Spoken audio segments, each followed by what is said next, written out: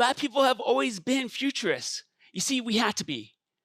Afrofuturism claims to reclaim and transform the trauma of past atrocities against the Black and Afro-queer diaspora.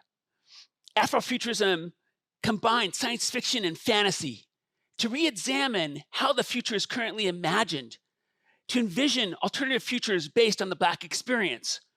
As slavery forced Africans to confront an alien world surrounded by colonial technologies, Afrofuturism is born out of cruelty, and that cruelty of the white imagination and some complicity with the African imagination as well was a necessary condition out of which the African diaspora had to reimagine its future.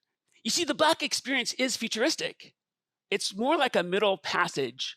It's a science fiction horror story. Think about this. West Africa as the home planet of the Black diaspora, where with the latest in bondage technologies, we were transported against our will in ships designed to carry rows and rows of people in chains. And once they got to this alien world in the Americas, they were killed if they spoke their language or tried to practice their religion or play their music.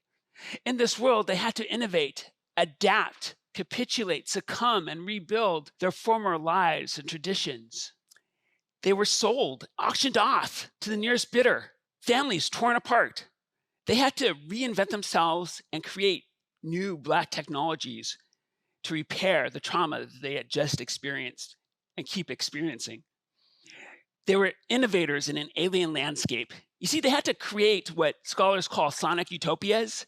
They're future scenarios. Spirituals are future scenarios, envisioning Zion.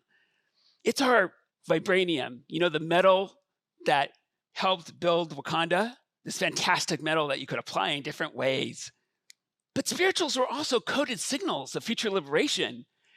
You know that tune, Swing Low, Sweet Chariot? It's code for movement. Something's getting ready to happen. Looked over Jordan, and what did I see? It's a coded metaphor for the Ohio River, for slaves that could escape into Canada.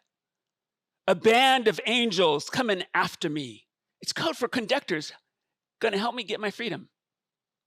So the spiritual, the dance, the art is our cultural vehicle, our spaceship, transporting the Black imagination to our future selves and generations. This is our truth, our currency, our power, and thus we are vibranium.